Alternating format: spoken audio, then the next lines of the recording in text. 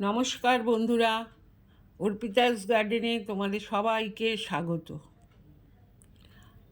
আমরা সবাই আমাদের ছাদ বাগানে উচ্ছে বা করলা গাছ লাগিয়ে থাকি, কিন্তু এই উচ্ছে গাছের বা করলা গাছের প্রধান সমস্যা হলো খুব ছোট অবস্থায় এই উচ্ছে বা করলাগুলো সব হলুদ হয়ে যায়।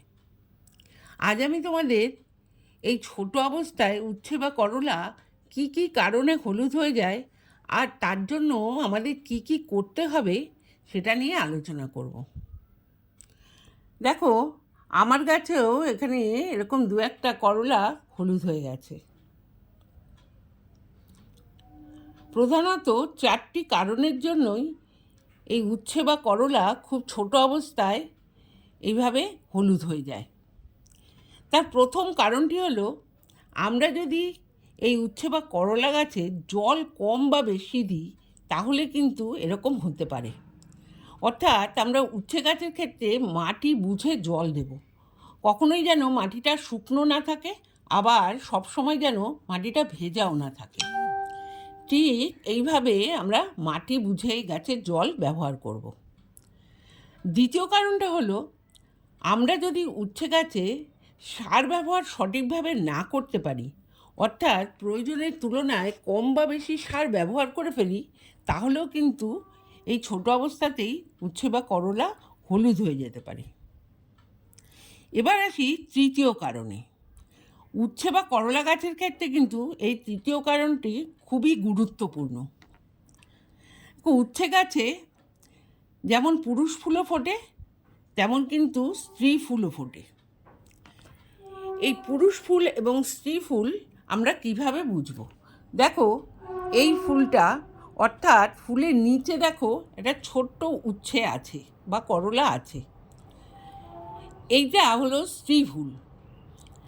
আর দেখো, এই ফুলের নিচে কোনো উচ্ছে বা করলা নেই, এটা সম্পূর্ণ একটা ফুল, এটা হলো পুরুষ ফুল। এরকম উচ্ছে গাছে স্ত্রী ফুল এবং পুরুষ ফুল দুটোই ফোটে।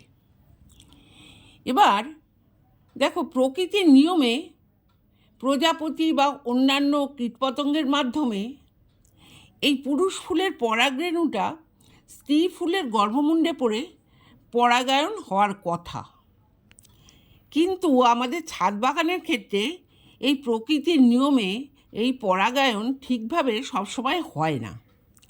সেই জন্য কৃত্রিমভাবে কিন্তু আমাদের এই পরাগায়নটা করতে হবে। সেটা আমরা এখন কিভাবে করব? দেখো, এটা একটা পুরুষ ফুল, তোমাদের দেখালাম আগেই। এই পুরুষ ফুলটা আমরা ছিঁড়ে নেব। এই পুরুষ ফুলটা ছিঁড়ে নেওয়ার পর দেখো, পাপড়িগুলোকে আমরা এইভাবে নিচের দিকে নামিয়ে নিতে পারি অথবা ছিঁড়েও ফেলতে পারি। এইভাবে পুরুষ ফুলের যে পরাগরেণুটা আছে, আমরা প্রতিটা এরকম স্ত্রী ফুল, অর্থাৎ যেই ফুলগুলোর নিচে উচ্ছে বা করলা হয়েছে সেরকম ফুলগুলোর গর্ভমুণ্ডে এইভাবে টাচ করে দেব, অর্থাৎ এইভাবে একটুখানি আমরা ঠেকিয়ে দেব, অর্থাৎ রেণুগুলো যাতে ওই গর্ভমুণ্ডে পড়ে যেতে পারে বা রেণুগুলো যাতে গর্ভমুণ্ডে স্থানান্তরিত হতে পারে। এইভাবে দেখো, আমি আর একটা এরকম স্ত্রী ফুলেও এরকম পরাগরেণুটা লাগিয়ে দিচ্ছি। এইভাবে আমাদের কৃত্রিমভাবে পরাগায়নটা করিয়ে দিতে হবে। আর উচ্ছে গাছ বা করলা গাছের ক্ষেত্রে কিন্তু এই পরাগায়নটা করিয়ে দেওয়াটা আমাদের করতেই হবে।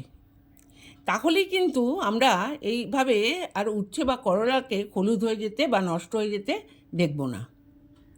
এই কাজটা আমাদের অবশ্যই করতে হবে। এবার আসি চতুর্থ কারণে। চতুর্থ কারণটি হলো ফ্রুট ফ্লাই বা মাছি পোকার আক্রমণ। এই উচ্ছে গাছে বা করলা গাছে এই ফ্রুট ফ্লাইয়ের আক্রমণ ভীষণভাবে হয়ে থাকে। এই ফ্রুট ফ্লাইগুলো এই ফলের মধ্যে, অর্থাৎ উচ্ছের মধ্যে ফুটো করে ঢোকে এবং তার মধ্যে বংশবিস্তার করে, অর্থাৎ ডিম পাড়ে। এই ডিমগুলো পাড়ার ফলে ধীরে ধীরে উচ্ছে বা করলাগুলো হলুদ হয়ে যায় এবং পরবর্তী সময়ে ওগুলো পচে নষ্ট হয়। এখন এই ফ্রুট ফ্লাইয়ের হাত থেকে আমরা আমাদের গাছকে কিভাবে রক্ষা করব? দেখো, এই ফ্রুট ফ্লাইয়ের হাত থেকে আমাদের গাছকে রক্ষা করার জন্য আমরা ফেরোমন ফাঁদ ব্যবহার করব। এই ফাঁদের মধ্যে, এই ফেরোমন ফাঁদে একটা লিউর ব্যবহার করা হয়। সেই লিউরের গন্ধে এই পুরুষ যে ফ্লাইগুলো, যেই ফ্রুট ফ্লাইগুলো, এই ফ্লাইগুলো ওই ফাঁদের মধ্যে গিয়ে পড়ে এবং মরে যায়। এভাবে মারা যাওয়ার ফলে আর বংশবিস্তার করতে পারে না এবং আমাদের গাছ এবং ফলগুলো সুরক্ষিত থাকে। সেই কারণে আমরা উচ্ছে বা করলা গাছের ক্ষেত্রে এই ফেরোমন ফাঁদ ব্যবহার করব।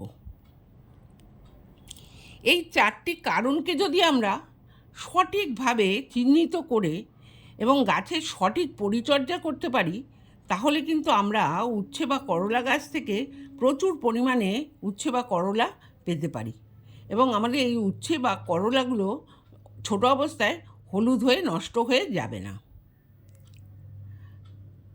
দেখো, আমার এই ভিডিওটা তোমাদের যদি ভালো লাগে তাহলে কিন্তু অবশ্যই একটা লাইক, কমেন্ট এবং শেয়ার করে দিও। আর আমার চ্যানেলে যদি নতুন হয়ে থাকো তাহলে কিন্তু অবশ্যই একটা সাবস্ক্রাইব করো। আমার ভিডিওটা আজকে এই পর্যন্তই। তোমরা সবাই ভালো থেকো, সুস্থ থেকো।